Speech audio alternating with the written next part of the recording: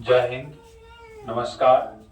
देखिए, हम एक और सवाल चाल, समय और दूरी से संबंधित सवाल देखते हैं। और यह सवाल है द्विघात समीकरण, क्लास 10th का है। सवाल में कहते हैं, एक नाव की चाल स्थिर जल में 15 किलोमीटर प्रति घंटा है। यह प्रवाह के अनुकूल 30 किलोमीटर जाकर लौट आने में कुल 4.1/2 यानी 4.5 घंटा लगाता है। तो धारा की चाल ज्ञात करने कहता है। धारा की चाल क्या है? इसको सॉल्व करने के लिए हमें मानना पड़ेगा, माना कि धारा की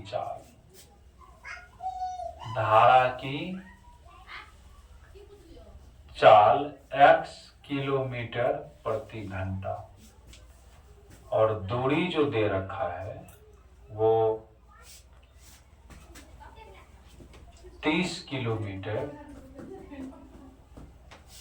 दूरी है। स्थिर जल में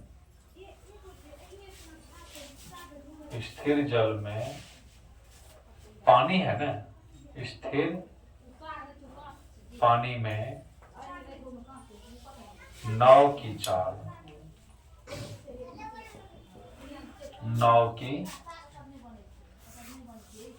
चाल 15 किलोमीटर प्रति घंटा। ठीक है। समय 4.1/2, 4 दूनी 8 है, 9/2 घंटा है। ठीक है। प्रश्न से अब ये धारा के अनुकूल चलते हैं, धारा के अनुकूल माने धारा के दिशा में समय बराबर दूरी बट्टे चाल, तो 30 किलोमीटर दूरी हो गया।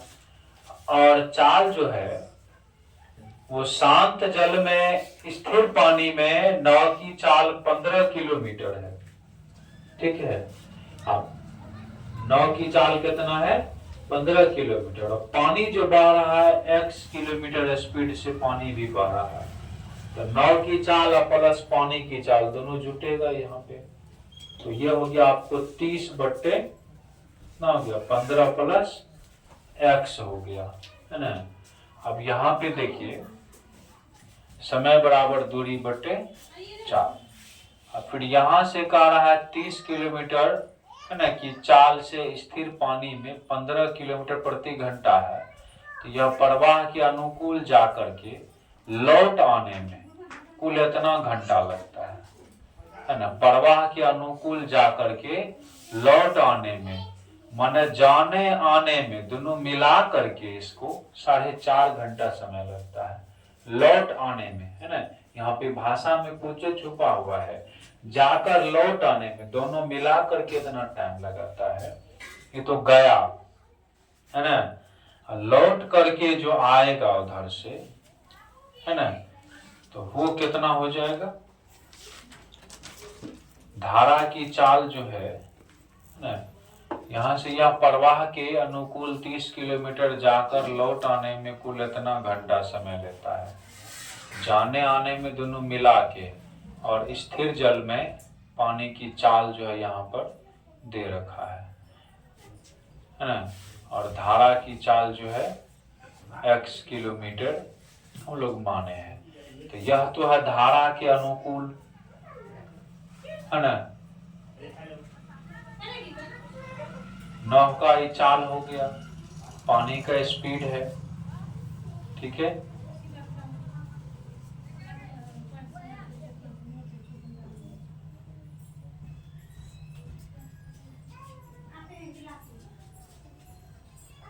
और इसका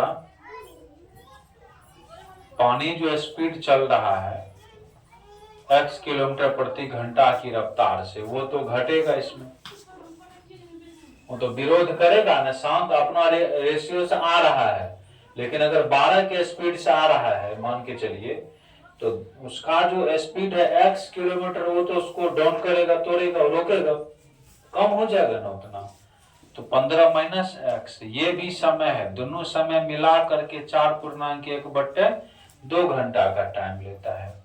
अब ये दोनों को हम लोग इसको भिन्न का जोड़ कर लेंगे, यहां से 15 प्लस एक्स, 15 माइनस एक्स, ये और ये कैंसिल हो गया, तो 23 इंटू 15 माइनस एक्स और 23 इंटू 15 प्लस एक्स बराबर 4 दूनी 8 है 1, 9/2। यहाँ इनका हल करेंगे हम लोग, हल कर लेते हैं इसके बाद, ताकि आसानी से दिखाई पड़े। 15 तिया 45, 30 में 15 से गुना कीजिएगा तो 450 हो जाएगा, minus 30x plus 450 plus 30x, a square 15 का 15 15 यहाँ 225 माइनस x 9/2। ये प्लस में और माइनस में कट जाएंगे, यहाँ पे बचा 450, 450, 900, 225 माइनस x स्क्वायर, कोना कोनी गुना कर लेंगे, है ना। 9 इंटू 225 माइनस x स्क्वायर, 9 दूनी 1800, 9 का 9, 9 दूनी 18, है ना। ये हो जाएगा 200, 225 माइनस x स्क्वायर बराबर 200, माइनस में x स्क्वायर 225